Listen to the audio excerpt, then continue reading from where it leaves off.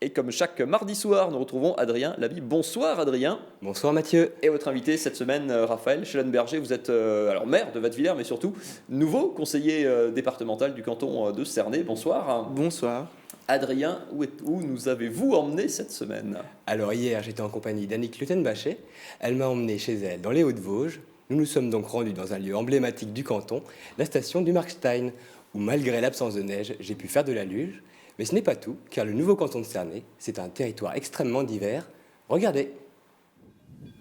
Au pied du Markstein et du Grand Ballon s'étend le canton de Cernay. Territoire de charme et d'histoire, ici la terre garde le souvenir douloureux de la Grande Guerre. Entre 1915 et 1916, le vieil Armand fut la dernière demeure de 30 000 jeunes Français et Allemands.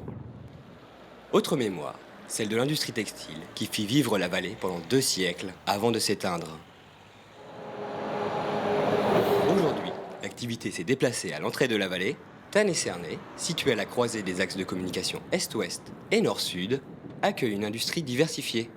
Dans ce secteur où les communications sont intenses, le conseil départemental envisage des aménagements routiers autour de Vieux-Thann.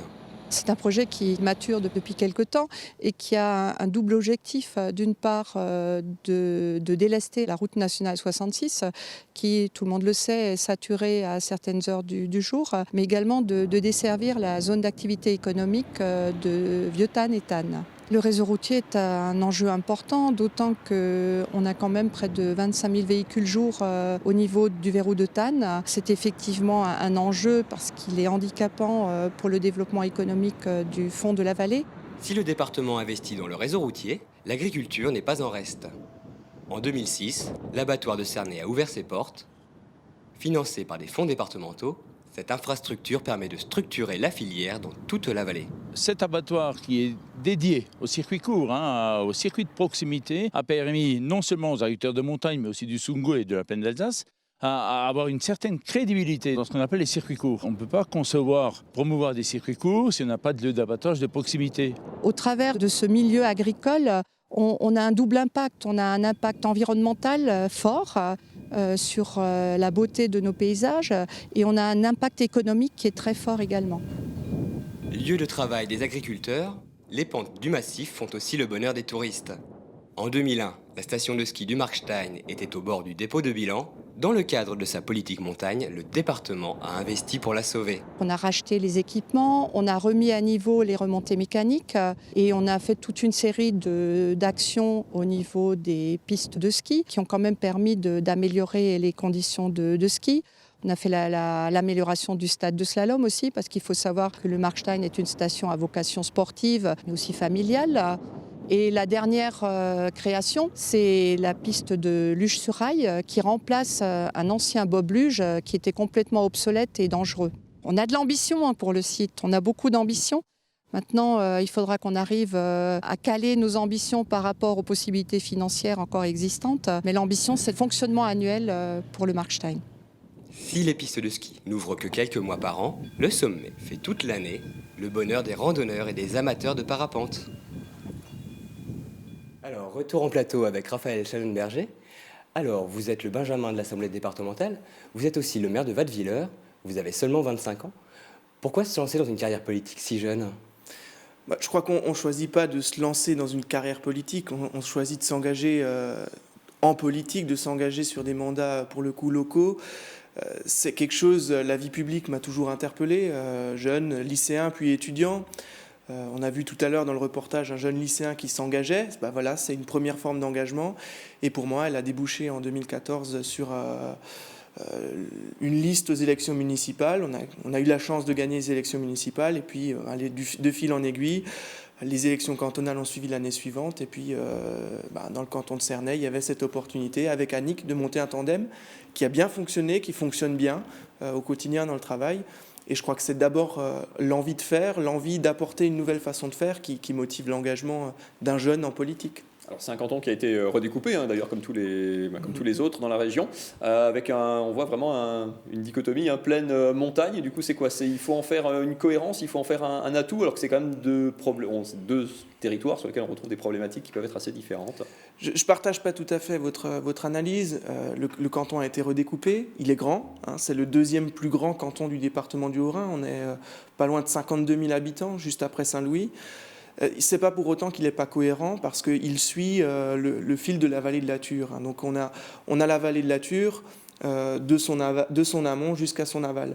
Et c'est intéressant, je pense, en termes de vision politique du territoire, parce que ça permet d'organiser la solidarité entre le fond de la vallée, hein, on a tendance à dire le début de la vallée, où il y a des habitants qui sortent parfois pour travailler, qui travaillent sur place, où on a une bouffée d'oxygène. On a vu des images du Markstein qui sont absolument remarquables, on a des zones de loisirs assez importantes qui sont concentrées dans cet espace-là.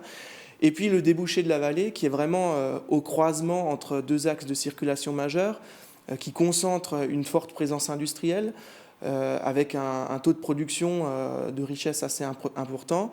Et ça permet vraiment aussi d'organiser la solidarité dans ce territoire cohérent. Voilà.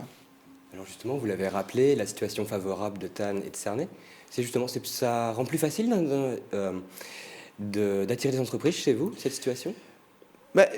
Historiquement, la vallée de la Thur est un territoire attractif pour les entreprises. Aujourd'hui, on a le tram-train.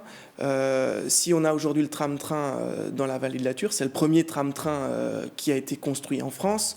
C'est aussi une des vallées dans laquelle on a eu un des premiers trains de France, parce qu'il y avait une industrie textile, notamment dans la vallée, qui était très présente, autour du cours d'eau, autour de cet axe de communication qui traverse les Vosges et qui rejoint le Benelux. On avait des échanges commerciaux importants. Et ces échanges existent toujours encore.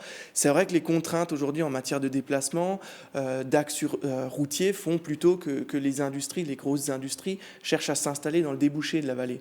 Mais il y a encore de l'industrie dans la vallée, et je crois que c'est notre mission de conseiller d'un territoire, de s'engager pour que le travail se répartisse sur l'ensemble du territoire. Parce que si on a des problèmes aujourd'hui de circulation dans la vallée, c'est lié au fait que les gens sortent de la vallée pour travailler et ils rentrent à nouveau le soir. S'ils sont dans la vallée pour travailler, il y a tout un flux de véhicules qu'on évite.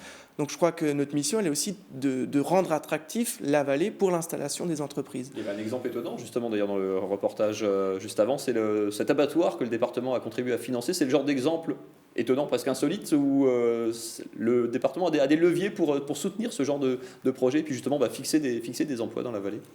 L'enjeu de l'abattoir, il était essentiel pour tout le département du Haut-Rhin. Il a été construit à Cernay, mais il a un impact sur la vallée, et notamment l'agriculture, parce que c'était une des problématiques majeures de l'agriculture haut-rhinoise, hein, notamment de l'élevage haut-rhinois. Il n'y avait pas d'abattage, ce qui rendait difficile les circuits courts. Hein. Aujourd'hui, on favorise les circuits courts. D'ailleurs, le département du Haut-Rhin mène une politique ambitieuse en matière de circuits courts dans ses propres cantines. Mais si la chaîne n'est pas complète dans le département, on peut difficilement parler de circuits courts. Et cet abattoir, c'était un maillon de la chaîne qui était incontournable. Et là, voilà, c'était un levier important du département, avec un investissement financier conséquent, mais qui aujourd'hui fonctionne et qui aujourd'hui rend bien service à l'agriculture de montagne, bien sûr, mais aussi à l'élevage qu'on peut retrouver dans le Piémont ou dans la plaine. Alors on l'a également vu dans le reportage, le Hartmann-Wielerkopf, un haut lieu de mémoire de la Première Guerre mondiale, c'est dans votre canton. Comment on fait pour garder cette mémoire vivante ?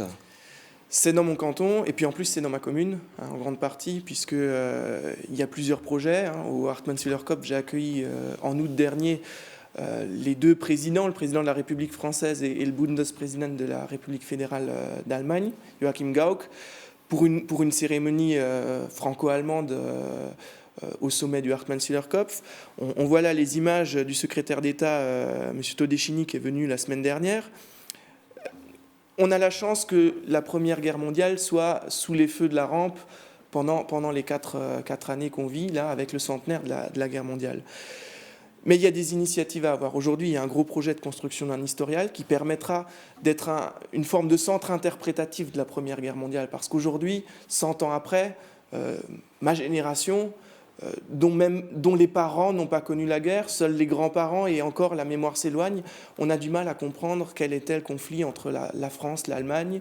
On a du mal à comprendre quels étaient les enjeux de se battre au sommet des Vosges. Pourquoi aller se battre au Hartmann-Sühlerkopf quand on vient sur site aujourd'hui? À quelle échéance on peut espérer voir sortir ça de terre? Si tout va bien, le mémorial devrait être inauguré au deuxième semestre 2017. Et ce sera là vraiment un espace de compréhension de ce conflit qui sera à destination de la jeunesse franco-allemande pour comprendre pourquoi l'Allemagne et la France se sont battus, pourquoi ils se sont battus là-bas, pourquoi ils se sont battus sur les Vosges, et pourquoi aujourd'hui la construction européenne a tellement de sens malgré tout le débat politique, polémique qu'on peut avoir sur l'intégration dans la zone euro, etc. Nous, on est en Alsace, on est au cœur de l'Europe, et c'est important d'avoir des outils pour transmettre cette histoire aux générations à venir.